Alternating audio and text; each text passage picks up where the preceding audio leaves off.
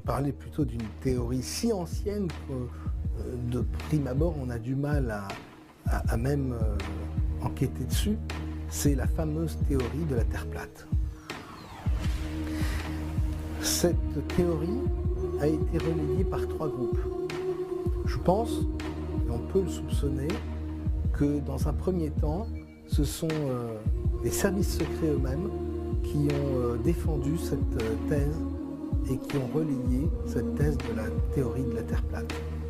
Derrière, c'est emboîté sur le pas des services des groupes religieux qui, évidemment, voyaient là l'opportunité de montrer la véracité de la Bible et de la parole de Dieu. Et derrière, le 3e groupe, ce sont les chercheurs de vérité qui, sincèrement et naïvement, ont été convaincus, surtout par les aspects scientifiques qui étaient avancés dans l'argumentation de cette théorie de la Terre plate. Théorie de la Terre plate qui, cependant, présente des choses et des faits tout à fait troublants, notamment dans l'ordre des vols commerciaux, dans le domaine des vols commerciaux et dans le domaine des transports maritimes. Maintenant, je vais vous demander d'observer sur des sites comme Flight Radar 24, d'observer les avions commerciaux dans l'hémisphère sud. Et vous vous rendrez compte que pour voyager d'un point à l'autre dans l'hémisphère sud, c'est-à-dire par exemple d'Amérique du Sud, de la pointe de l'Amérique du Sud à la pointe de l'Afrique, ou de la pointe de l'Afrique à l'Australie, vous allez vous rendre compte que tous les avions remontent par le nord. Et ça, c'est pas du tout logique. C'est-à-dire qu'il y a vraiment un problème, il y a vraiment quelque chose qu'on nous cache de la structure de la Terre. Cela ne veut pas dire que la Terre n'est pas ronde, cela ne veut pas dire que la Terre est plate, et vice-versa. Dire à quoi ressemble la Terre aujourd'hui, ça me paraît impossible. Simplement, ce qui est tout à fait possible de dire après, c'est qu'il y a vraiment un mystère autour de notre planète, autour du monde dans lequel nous vivons, et qu'il y a quelque chose qu'on ne veut pas nous montrer. Vous avez l'exemple de cette femme qui vole de Bali à Los Angeles, qui est enceinte et qui va accoucher dans l'avion. L'accouchement se passe mal, l'avion doit atterrir de toute urgence, et le premier aéroport, donc ce que je vous raconte, c'est un fait divers authentique. Le premier aéroport où l'avion va se poser se trouve en Alaska. Et curieusement, l'Alaska, effectivement, c'est une ligne droite sur le trajet Los Angeles-Bali dans la carte de la Terre plate. Cette carte de la Terre plate, on peut la découvrir et en prendre connaissance simplement en regardant aujourd'hui sur Internet le logo de l'ONU. Alors certains disent que voilà, c'est le grand secret des Illuminati, de ceux qui savent, de ceux qui tirent les ficelles, et donc sur la base de ce logo, prétendent et assurent que la Terre est plate. Ce qu'on peut dire par contre, c'est qu'au niveau de l'hémisphère sud, il y a un gros problème.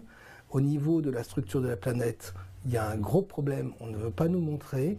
Il faut savoir aussi que le traité de l'Antarctique, parce que si la Terre est plate, le pôle sud devient en fait l'extrémité de toute la Terre. Et c'est vrai qu'il est strictement interdit de descendre au sud du 60e degré dans l'hémisphère sud. Ça veut dire que toute cette zone-là est interdite, impénétrable et réservée aux scientifiques et aux militaires.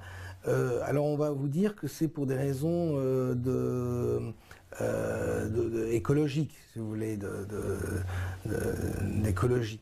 Mais ce traité date de 1959. Il est très étonnant qu'à l'époque, c'était une préoccupation pour ces pays-là. Surtout, il est très étonnant que depuis tout ce temps-là, les sociétés comme Total, les grandes multinationales, qui pourraient exploiter le pétrole, etc., n'ont jamais eu accès à ce territoire.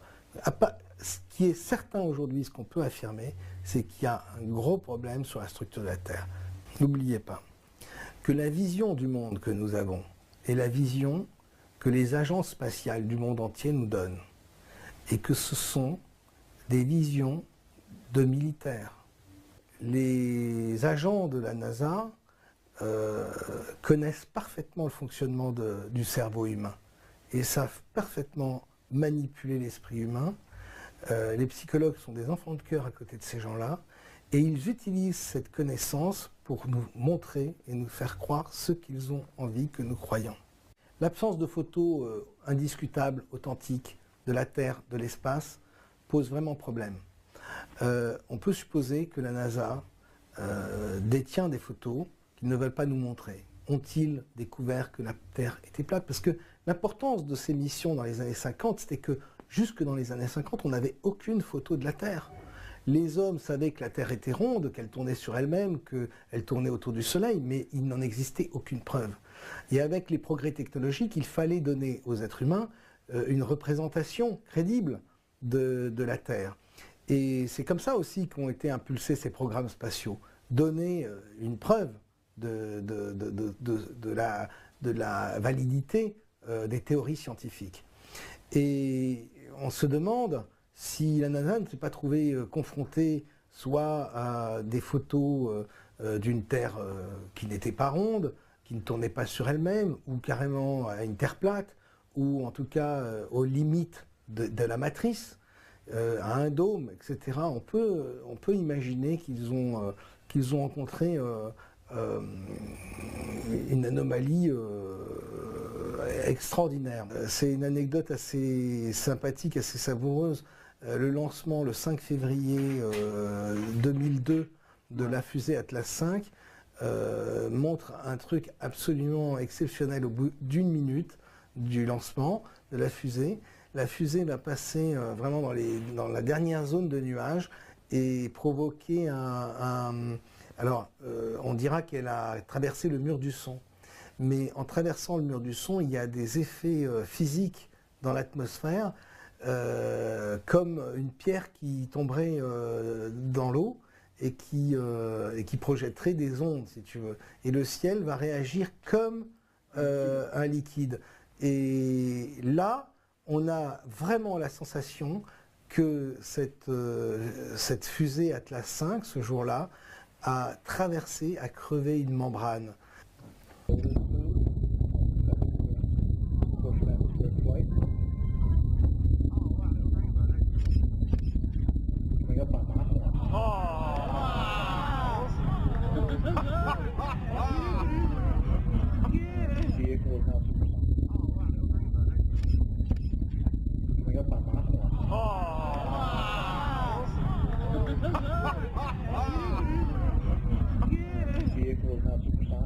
Toujours est-il que des représentations de la Terre, on peut en proposer plusieurs. J'ai envie d'en proposer une, moi. Il faut imaginer une Terre plus grande que la Terre telle qu'elle nous a été présentée. Imaginez que la Terre fasse 3 fois sa circonférence. Et qu'en réalité, le pôle sud soit juste l'équateur. Que tous les continents que l'on connaît, tous les continents connus officiellement, soient disposés dans l'hémisphère nord. On peut justifier les longues distances qui séparent ces continents et l'impossibilité de les rejoindre par avion et l'obligation de remonter par le nord pour rester faire des escales et rester dans des zones de terre. On peut imaginer une terre dont l'équateur serait un mur de glace. Avec une Terre qui aurait un soleil et une lune dans l'hémisphère nord et dans l'hémisphère sud, autre chose. Et en fait, on pourrait imaginer 2 terres séparées par cette muraille. Ça rejoindrait le propos de l'amiral Byrd qui disait qu'il y a au-delà de l'Atlantique un continent vaste comme l'Amérique, etc. Ça rejoindrait l'image du film, enfin de la série Game of Thrones, qui parle d'un mur de glace, et derrière vivraient des sauvages, Alors on peut supposer qu'il y a aussi des êtres humains qui vivent de ce côté-là. On peut supposer que cette image de la Terre que les militaires nous donnent est une image tronquée et qu'en réalité sur Terre il existe d'autres terres, d'autres continents que certaines personnes se sont réservés pour eux-mêmes. Évidemment, tout ça reste une hypothèse.